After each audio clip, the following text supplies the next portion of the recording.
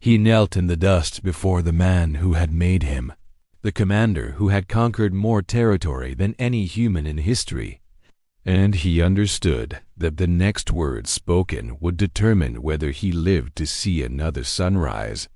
His name was Jeeb, and before he became one of the 4 dogs of war, he was the archer who had shot Genghis Khan's horse from beneath him in battle and then waited for death that never came. The year was approximately 1201 CE, and the Mongolian steppe was being unified by a man whose genius for warfare was matched only by his genius for psychological control over those who served him. Jeeb had fought against the man he now served, had been captured after the battle, and had been brought before Genghis Khan, expecting the execution that was standard for enemies who had caused such personal offense. Instead, the Khan had asked him a single question. Did he wish to die as an enemy or live as a loyal commander who would never again raise weapons against his new master?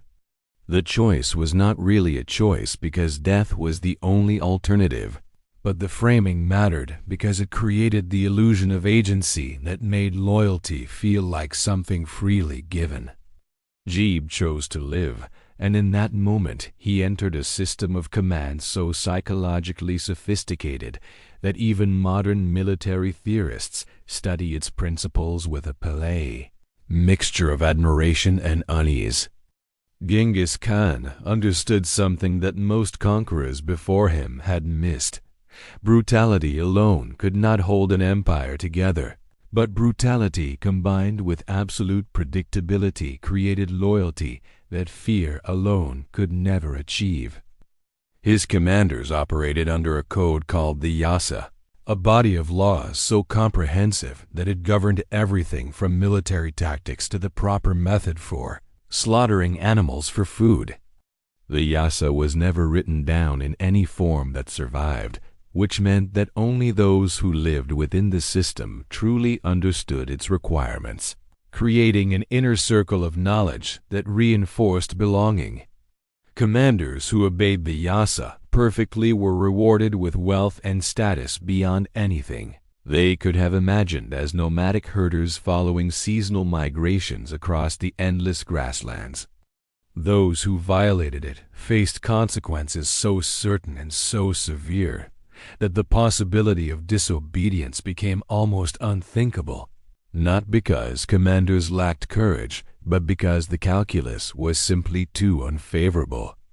The genius of the system was that it applied equally to everyone, from the lowest soldier to the Khan's own sons, creating a sense of fairness that made even harsh punishments feel legitimate. Jeeb rose through the ranks by demonstrating the qualities the Khan valued most: absolute loyalty, tactical brilliance, and the emotional discipline to obey orders that sometimes contradicted his own judgment. He was given command of a taman, a unit of 10,000 warriors organized according to a decimal system that allowed precise coordination across distances that would have been impossible for any other medieval army. Each commander knew exactly where they fit in the hierarchy, exactly what was expected of them, and exactly what would happen if they failed to meet those expectations. This clarity was both liberating and terrifying because it removed the ambiguity that might have allowed commanders to rationalize small failures or negotiate alternative interpretations of their orders. Jeeb participated in campaigns that stretched from China to Persia, covering distances that European armies would not match until the era of railroads and mechanized transport centuries later. He watched cities fall and populations flee before an army whose reputation traveled faster than its horses, an army that had learned to weaponize terror as effectively as it wielded bows and lances. The psychological impact of Mongol warfare was carefully calculated to minimize the need for actual combat, because even the most successful battles cost lives and resources that the Khan preferred to conserve. Cities that surrendered immediately were typically spared, their populations absorbed into an empire that valued skilled workers and taxable subjects more than corpses and ruins. Cities that resisted faced consequences designed to be witnessed and reported, creating examples that would encourage future surrenders and reduce the overall cost of conquest. Gebe understood this logic intellectually, but understanding did not always make participation comfortable, especially when orders required actions that violated the customs he had learned before joining the Khan's forces. The Yasa demanded that commanders set aside personal feelings and tribal loyalties in service to a larger vision that transcended any individual or any traditional boundary. This requirement was psychologically demanding because it meant constantly suppressing instincts that had been essential to survival and identity before the unification of the steppe. Commanders who could not make this transition were identified and removed from positions of authority, not necessarily through punishment, but through reassignment to roles where their limitations caused less damage. The Khan watched his commanders constantly, evaluating their performance through a network of messengers and spies that provided information about distant campaigns with remarkable speed and accuracy. No commander ever knew exactly how much the Khan knew about their decisions, which created an atmosphere of surveillance that encouraged compliance even in the absence of direct oversight. Gebe found himself making decisions as if the Khan were watching even when he was thousands of miles away, because the possibility of observation had become internalized into his decision-making process. This psychological presence was perhaps the Khan's greatest achievement. He had created a system where his authority operated through the minds of his commanders rather than requiring his physical presence.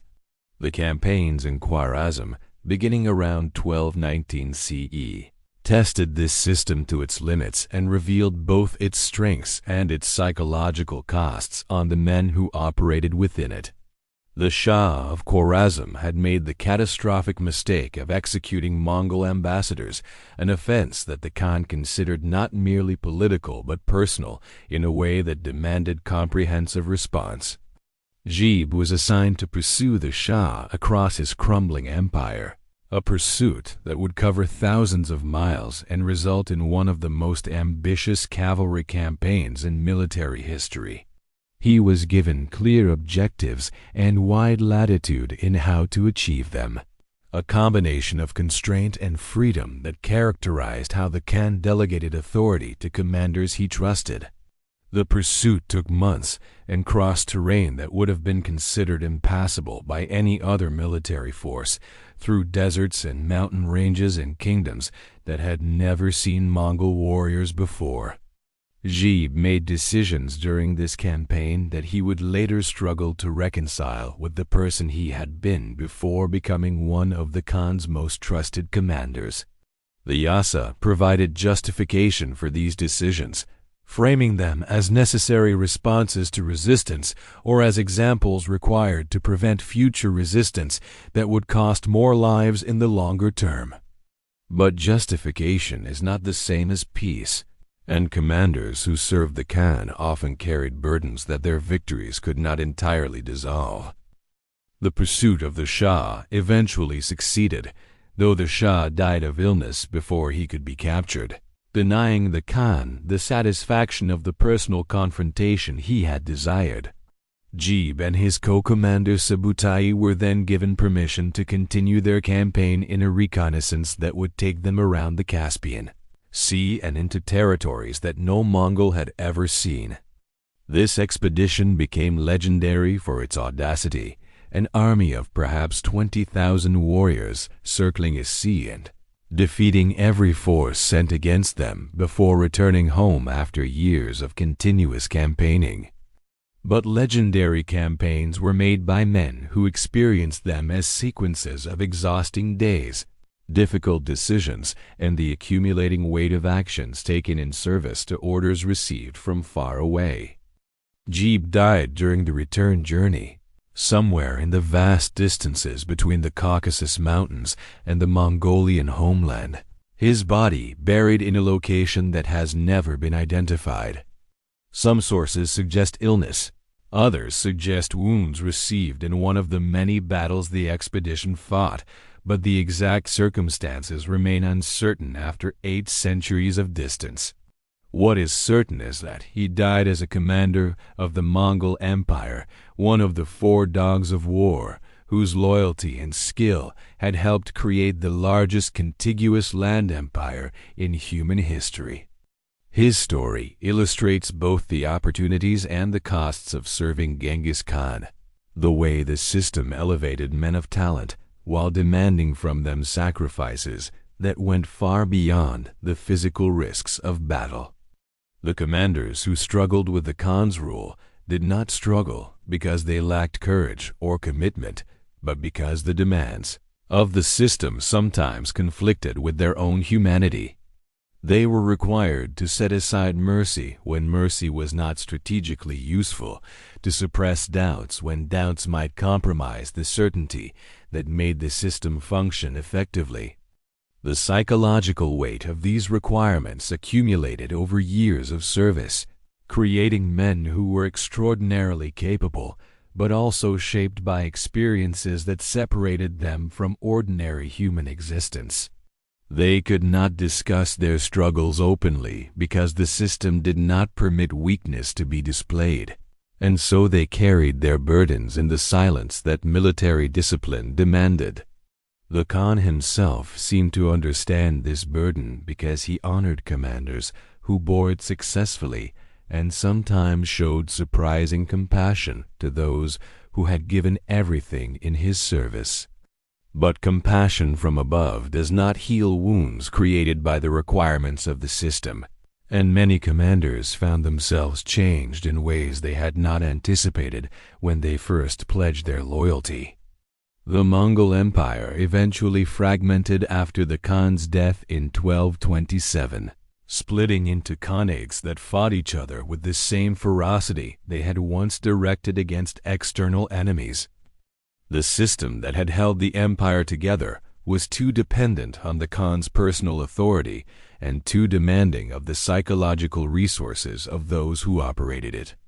Commanders who had spent decades suppressing their own judgment in service to the Khan's vision found themselves uncertain how to function when that vision was no longer unified. The empire's fragmentation was not just political but psychological, as men who had been shaped by absolute obedience struggled to navigate a world where authority was suddenly contested and uncertain.